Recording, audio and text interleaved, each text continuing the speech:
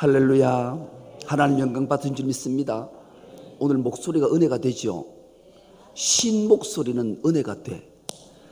찬양을 열심히 했던, 기도를 열심히 했던 목소리가 쉬었다라는 것은 호소력이 있어 들리기 때문에 그래요. 근데 코로나19 확률이 높아. 그런데 우리 수련회를 갔다 온 사람이 34명쯤 되는데요, 16명이 코로나에 걸렸대. 그 연락이 왔어. 목사님도 검사해 보이소. 그래서 제가 어제 검사를 해보니까 아니래. 그냥 목만 좀 부어있다고, 코로나가 아니라 해서 제가 담대하게 예배에 섰는데 목소리가 간 것 보니까 이 코로나 증세인 것 같긴 해. 혹시나 싶어서 윗강대에 올라오지 마라 했는데, 어쨌든 뭐 검사를 하니까 코로나가 아니라는데 뭐 나는 코로나 체질인 것 같아. 아프질 않아요. 그러니 뭐 아무 문제가 없으니까 예배 인도하는데, 그래도 제가 여러분들하고 접촉은 안 할 거예요. 그러니까 걱정하지 마시고, 감기만 못한 게 코로나다 이러니까 예배 중에 하나님의 놀라운 은혜가 임할 줄 믿습니다. 오늘 함께 은혜 받을 말씀의 제목이 예수님은 내 인생의 머릿돌입니다. 이런 제목으로 함께 은혜를 나누겠습니다. 여러분, 하나 질문하는 것으로 말씀을 열겠습니다. 여러분, 사람에게 가장 소중한 게 뭐예요? 사람에게 가장 소중한 것, 생명이에요. 생명. 사람에게 생명보다 더 소중한 게 없어요. 그렇다면 그리스도인에게는 생명보다 더 소중한 게 있을까요? 네, 있어요. 그리스도인에게는 생명보다 더 소중한 게 믿음인 줄 믿습니다. 그렇습니다. 그리스도인에게는 생명보다, 사람에게는 생명이 제일 소중하지만 그리스도인에게는 생명보다 더 소중한 것, 믿음이. 왜요? 믿음이 생명을 살리고 영원한 생명으로, 영생으로 이끌기 때문인 줄 믿습니다. 그래서 믿음은 우리에게 정말로 소중하고 중요해요. 그렇다면 믿음이 뭘까? 믿음이 뭐냐고 물으면 여러분 뭐라고 답하시겠습니까? 믿음이 뭐냐고 물으면 시원하게 답하는 사람들을 보기가 어려워요. 믿음은 예수 그리스도 하나님을 아는 게 믿음이에요. 그렇다면 하나님 예수 그리스도를 아는 게 믿음인데, 예수님을 안다라는 게 뭘까? 무엇이 예수를 안다라고 확신할까? 그것은 예수님의 삶이고 그리스도인의 삶의 모습인 줄 믿습니다. 그래서 우리가 가장 소중한 믿음은 예수 그리스도를 아는 것인데, 그 아는 것은 예수 그리스도 삶이고 그리스도의 삶인데, 무슨 삶이 알미고 알미 믿음이고 믿음이 영원한 생명을 주는 건가? 그것을 예수께서 오늘 본문에 등장시키는 대제사장들과 바리새인들, 서기관들, 그리고 오늘 우리에게 주님이 비유로 말씀하신 내용이란 말이죠. 오늘 본문의 배경을 살펴보면 그래요. 예수님이 믿음에 대해서, 영원한 생명에 대해서, 예수를 알에 대해서, 예수의 삶에 대해서 설명하시는 비유의 내용을, 이런 비유를 들으셨어요. 어느 농부가 포도원을 만들었다. 그리고 그 포도원에 산 울타리를 쳤다. 울타리를 친 이유는 여우들이 와서 포도밭을 해하고 포도 열매를 따먹을까 해서 그렇다. 그리고 산 울타리를 다 둘른 것으로 그친 것이 아니라 포도 짜는 접틀도 만들었다. 그리고 그 울타리로 혹여나 여우가 들어올까 해서 망대까지 세웠다. 그리고 그 주인이 먼 곳으로 떠나야 될 일이 있어서 농부들에게 새를 주고 떠났다. 그래서 세월이 흘렀다. 이제 포도를, 열매를 거둘 소출의 때가 되어서 종들을 보내서 그 얼마의 소출을 달려고 보냈더니 그 농부들이 그 종들을 잡아 때리고 죽였다. 그래서 농장 주인이 가만 생각을 해보니, 종들이 실수를 했나? 잘못을 했나? 너무 작게 보내서 그랬나? 그래서 더 많은 종들을 보냈다. 그랬는데도 불구하고 그 많은 종들도 다 잡아 때리고 죽였다. 그래서 그 농장 주인이 다시 생각했다? 아니겠구나. 그러면 내 아들을 보내면 선대하고 후대하겠지 하고 아들을 보냈더니만 이 악한 농부들이 저 아들을 잡아 죽이면 이 상속 유산이 우리에게로 올 것이다 생각하고 그 아들까지 잡아 죽였다. 그러면 이 농장 주인이, 포도원 주인이 어떻게 할 것 같으냐라고 농부에게 물었다. 그러니 농부들이 이렇게 대답했다. 그 농부들을 다 잡아 진멸하고 죽이고 다른 사람, 새를 열매를 소출을 잘 줄 사람에게 그 농장을 새로 줄 것 같다. 이렇게 대답을 했다. 그리고 오늘 본문이 시작합니다. 예수께서 이르시되 너희가 성경에 하나님의 말씀에 너희들이 가장 존경하고 귀히 여기는 다윗이 이런 말씀을 했음을 기억하냐? 시편 118편 22절을 너희가 기억하냐라고 주신 말씀이 건축자들이 버린 돌이 모퉁이의 머릿돌이 되었나니 이것은 주로 말미암아 된 것이요 우리 눈에 기이하도다 함을 읽어본 일이 없느냐? 예수께서 그들에게 대질문하신 내용이에요. 예수님은 하나님이세요. 할렐루야. 하나이심에도 불구하고 예수님께서는 자신의 말씀을 하지 않으시고 유대인들이, 대제사장들이, 서기관들이, 바리새인들이 가장 존경하는 다윗의 말을 인용해서 오늘 본문의 말씀을 들려주신 거예요. 여러분, 다윗은 하나님께 기름 부음을 받아 이스라엘의 머릿돌이 됐어요. 그런데 그 머릿돌이 중심이 되기까지는 다윗이 오랜 기간 동안 고통을 받았어요. 왜요? 사울로부터 쫓김을 당하고 도망자 신세를 당했어요.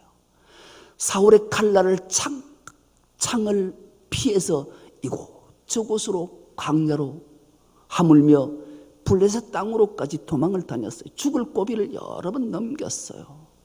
즉 사울로부터 버림받은 존재가 된 거예요.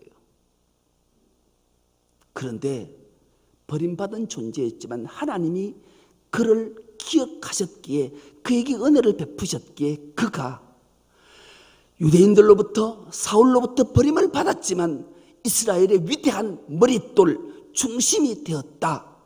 그 말씀을 다윗이 고백한 내용이 오늘 예수 그리스도의 고백이 그대로 너희들이 하나님의 말씀 성경을 읽었지만 다윗의 고백을 알았지만 너희들이 버린 그 돌이 모퉁이의 머릿돌이 되었음을 읽어보지 못하느냐? 다윗처럼 나도 너희가 나를 십자가에 버려 죽게 할 거지만 하나님은 나를 반드시 모퉁이의 머릿돌로 삼은 것을 깨닫지 못하고 고백하지 못하고 회개하지 않고 주님 품에 안기지 않으면 너희들은 버림받을 거야.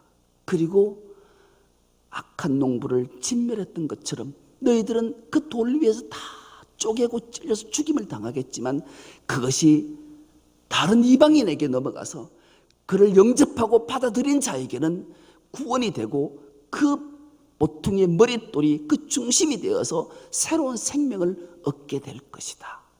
그렇게 말씀하는 거예요. 이 말을 들었던 대제사장과 바리새인들이 자기들을 위해서 한 말인 것을 알았어요.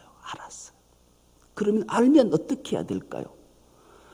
참회하고 속죄하고 회개해야 될 텐데 그들은 마음에 오히려 분노만 쌓고 예수를 잡아 죽이려는 마음이 있었어요. 그러나 많은 무리들이 예수를 선지자로 알고 메시아로 알고 따르기에 차마 그 일을 못하고 마음에 분노로 쌓고 있는 모습이에요. 여러분, 당시 대제사장들과 바리새인들과 서기관들의 모습과 오늘 우리의 모습은 별반 다른가? 어느 목사님이 유튜브에 짤막한 설교를 계속 올리면서 부끄러운 고백들을 쏟아내고 있어요. 그 목사님에게 어느 대학생이, 크리스찬 대학생이 메일을 계속 보낸대요. 보내면서 질문을 자꾸 하는 모양이에요. 나는 그리스도인으로 사는데 친구들이 자기를 자꾸 비난한대요. 그리고 목사들을 향해서 독설을 쏟아내고 비난을 쏟아내는데 이런 내용인 거예요. 한국에 있는 목사들 중에 본받을 만하고 존경할 만한 목사가 있으면 한 명이라도 나에게 얘기해봐라. 그러면 내가 예수가 살아있고 그 예수가 그리스도 메시아 주가 된다 고백할 수 있다. 여러분 어떠세요? 오늘날 한국교회 저를 위시해서 목사들을 존경하고 인정하고 계십니까?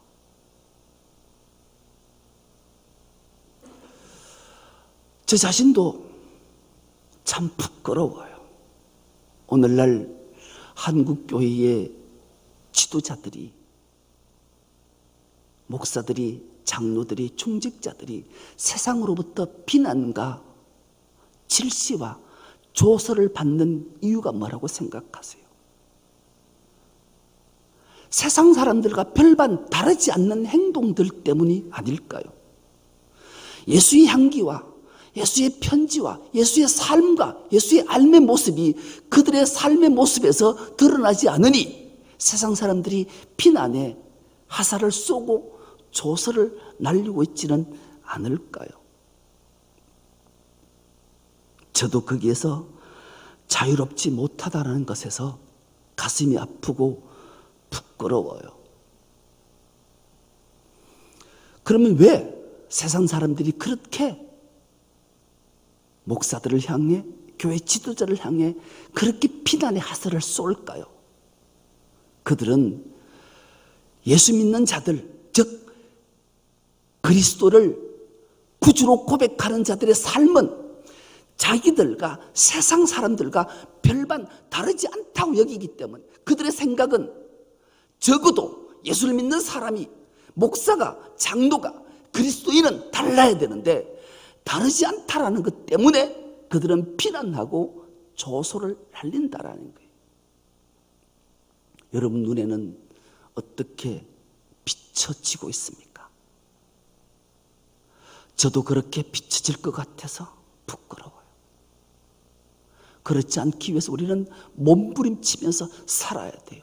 그들과 똑같다면 굳이 아까운 시간, 귀한 물질을 바쳐가며 신앙생활을 할 이유가 없기 때문에 그래요.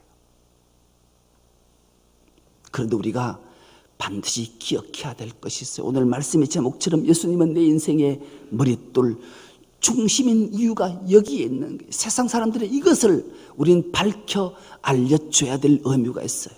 여러분, 세상에서 가장 유명한 철학자 한 명을 꼽으라면 우리 소크라테스를 꼽잖아요. 이 소크라테스는 세상에서 사람에게 가장 큰 죄악이 뭐냐? 여러분, 가장 큰 죄악이 뭐라고 생각하십니까? 이 소크라테스는 무지라 그래서 무지. 성경에도 호세아 선지자를 통해서 하나님 우리에게 말씀하신 게 있어요. 이 백성이 망하는 이유는 무지 때문이다. 하나님을 알지 못하기 때문에 이 백성이 멸망당한다. 여러분, 우리는 하나님을 알아야 돼요. 하나님이 그분이 누구신지를 모르면 가장 큰 죄악이라고 말했던 소크라테스의 말이 어쩌면 일부 맞을 수 있어요. 그리고 헬라인들은 세상에서 가장 큰 죄악은 교만이라 그랬어요. 이 말도 일부분 맞아요. 왜요? 하나님은 겸손한 자에게는 은혜를 베푸시지만 교만한 자는 대적하기 때문이죠. 하나님과 대적해서 살아남을 자가 누구 있냐고요. 그래서 교만은 우리 그리스도인들이 반드시 타파해야 될 첫 번째라도 과언이 아니에요. 그리고 신곡을 쓴 단테는 신곡을 썼는데 그 신곡에 7챕터를 얘기하는데 이 단테가 신곡을 쓰면서 지옥의 3일을 경험해보고 연옥의 3일을 경험해보고 천국의 하루를 경험한 내용이 신곡의 내용이잖아요. 그런데 지옥 중에 가장 밑바닥, 지옥도 단계가 있대요. 단계가. 가장 밑바닥의 단계는 어떤 자들이 가는가? 배신자가 간대요. 배신자가. 그 신곡에 가장 지옥 중에 가장 끄트머리 가장 고통받는 지옥에 누구가 있느냐 봤더니만 예수 그리스도를 배신한 가룟 유다가 그곳에 있대요. 이 단테는 가장 큰 죄악을 배신으로 봤어요. 여러분, 사람은 배신, 교만, 무지, 세상에서 가장 큰 죄악이라고 믿는 그 단어들을 예수님께서 십자가의 포혈로 그 모두를 덮으시고 씻어준 줄 믿습니다. 그래서 우리는 예수를 우리 인생의 머릿돌, 중심으로 삼아야 되는 이유가 바로 여기에 있는 거예요. 세상은 이걸 모르니까 목사를 향해, 장로를 향해, 권사를 향해, 그리스도를 향해 비난의 화살을 쏟는 거예요. 그러니 우리가 이 모든 것을 주님의 십자가의 보혈로, 은혜로, 사랑으로 덮고 씻고 정결케 했으니 우리 인생의 머릿돌 중심은 예수님이어야 되는 이유가 바로 여기에 있는 거예요. 그래서 우리가 이 믿음으로 예수를 알고 예수의 삶을 본받아 한 걸음 한 걸음 주님의 발자취를 따라 살아야 되는 이유가 여기인, 이렇게 살지 않으면 끊임없이 세상 사람들은 우리를 향해 비난의 화살을 쏘아댈 것이기 때문에 그래요. 여러분, 미국에 재미있는 마을 하나를 소개하려고 해요. 미국의 펜실베니아주라는 곳에 아미시 마을이라는 곳이 있대요. 아미시 마을. 아미시 마을에는 18세기의 삶을 그대로 산대요. 지금으로부터 300년 전의 삶을 산단 말이죠. 여러분 생각해 보세요.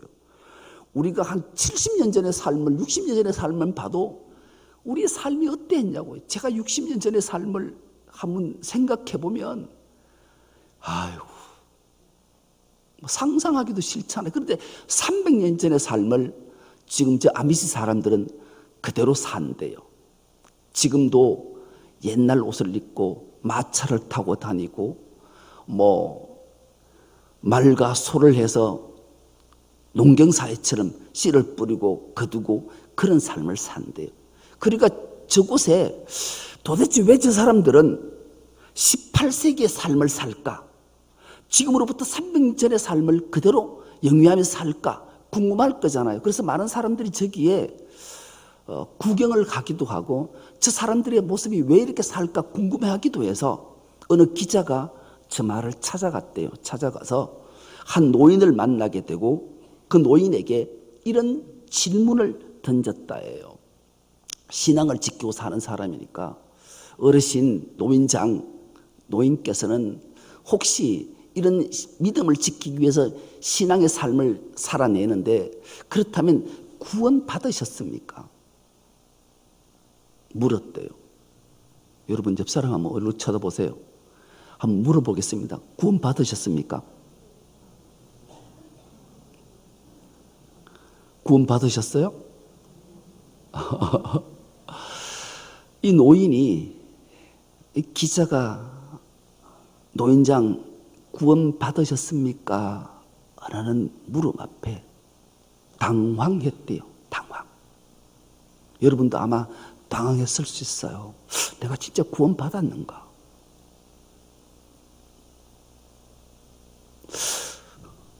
구원 받았을까요?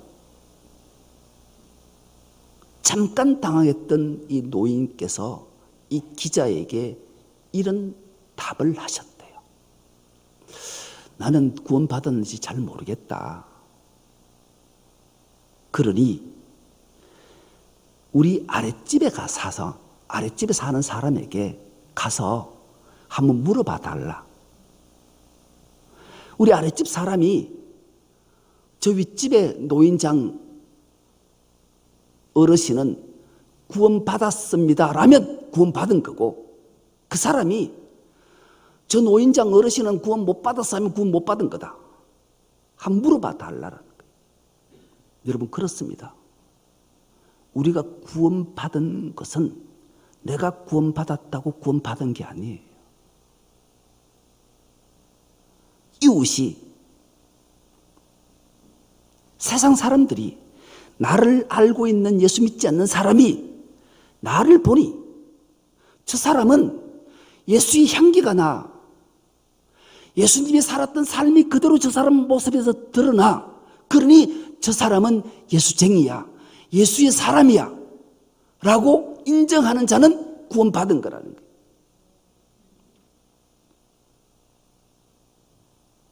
그러니 우리의 삶이 예수를 믿고 예수를 알고 예수의 삶의 모습이 우리의 삶의 자리에서 드러나지 않으면 나는 구원받은 자라고 확신할 수 없는 것을 말하는 거예요. 그래서 우리는 내가 구원받은 게 확실한가?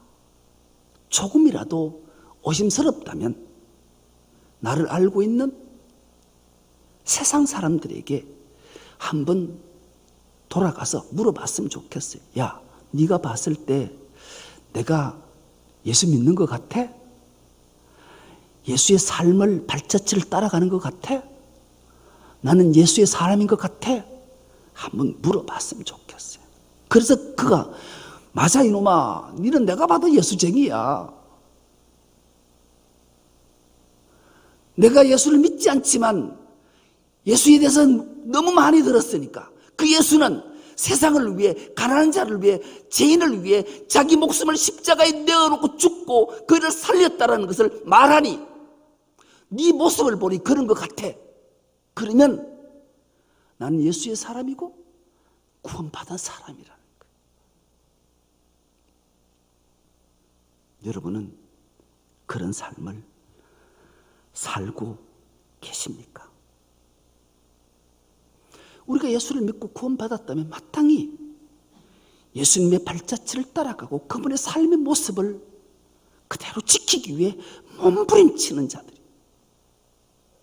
우리 주님이 우리 안에 계시고 내가 주님 안에 있으니 그 삶을 살아가는 것은 내가 거부하고 싶어도 거부할 수 없는 거예요.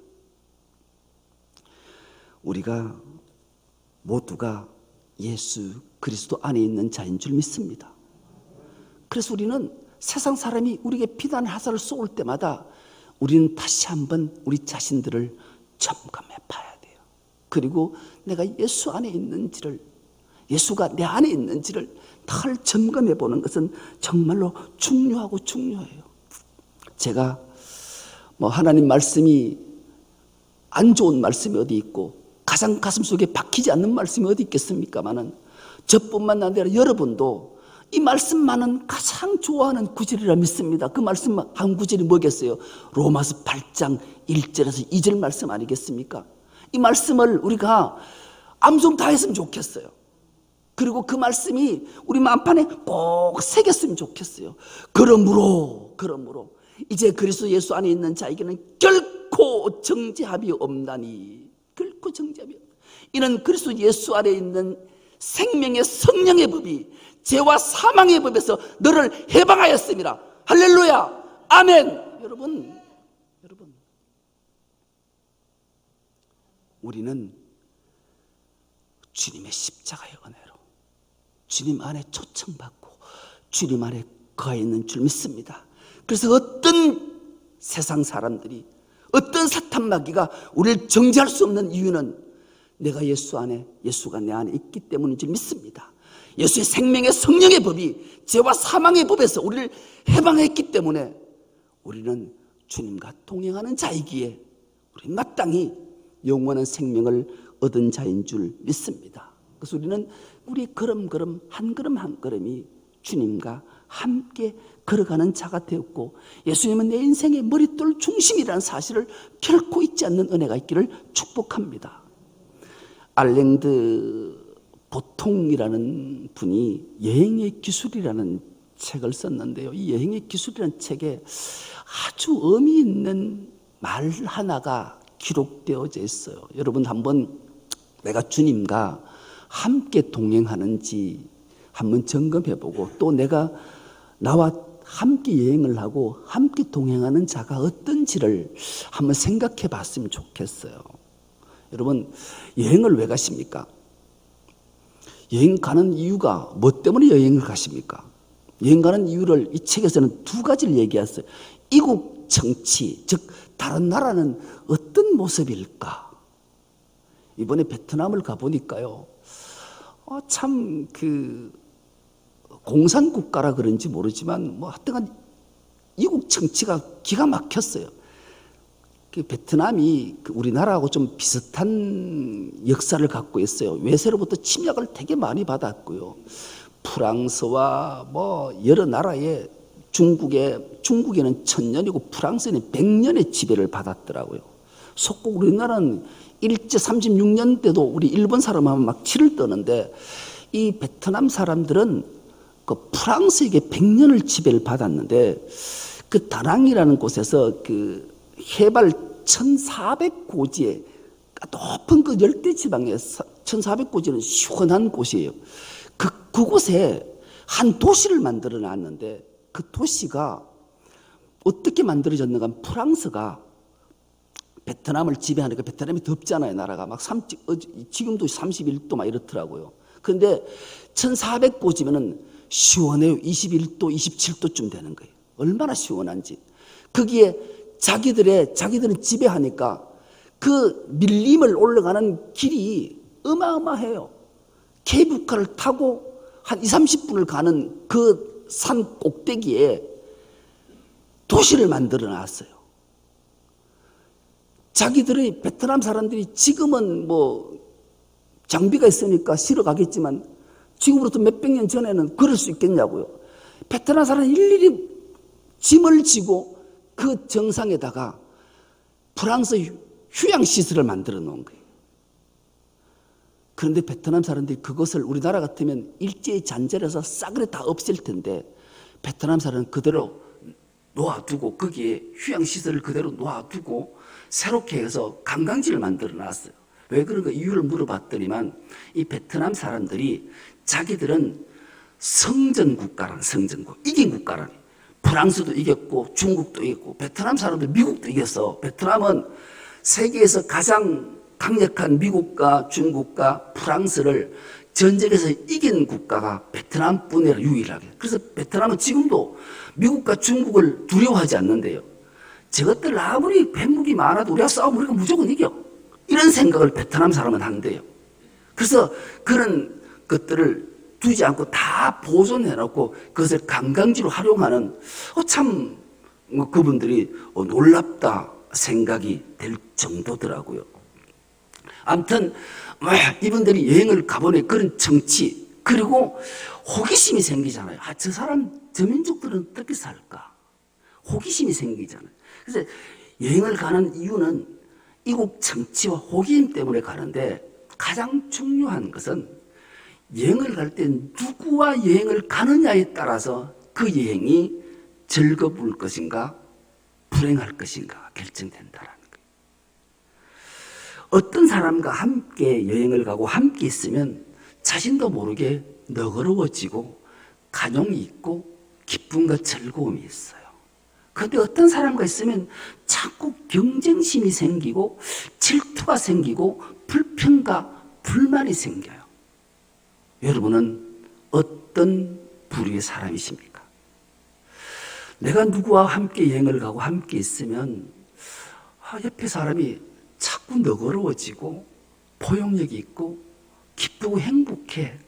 자꾸 얼굴에 미소가 있는데, 누구하고 같이 있으면 자꾸 경쟁심이 생기고 자꾸 불판이 생기고 불만이 생기고 누군가를 자꾸 비난하는 말을 쏟아낸다면, 여러분 어떤 부류의 사람인지를 정확하게 알게 되는 거죠. 신앙의 여정도 마찬가지예요. 내 인생에 주님이 함께 있으면 복된 인생인 줄 믿습니다. 그 주님이 내 인생의 중심이 되고 머릿돌이 되면 우린 너그러워지는 거예요. 모두가 용서가 되는 거예요. 포용이 되는 거예요. 사랑스러워 보이는 거예요. 왜요? 우리 주님이 그러셨기 때문에. 제자들조차 섬기셨던 분이 바로 우리 주님이셨기 때문인 줄 믿습니다. 그 예수님이 우리 인생의 머릿돌과 중심이 될 때 우리는 행복하고 복된 삶을 살아서 영생 복락을 누리는 줄 믿습니다. 우리 모두가 이런 선한 삶을 살아서 복된 인생을 살아가는 우리 중성교회 모든 건속 다 될 수 있기를 간절히 기도합니다. 하나님 아버지, 고맙고 감사합니다.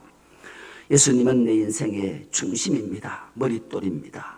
그 머릿돌이 되신 주님의 삶을 우리가 알기에 그 주님의 삶을 본받아 사는 우리 모두가 되어서 영생 복락을 누리는 우리 모두가 되게 하여 주옵소서. 감사드리오며 예수님의 이름으로 기도드리옵나이다. 아멘.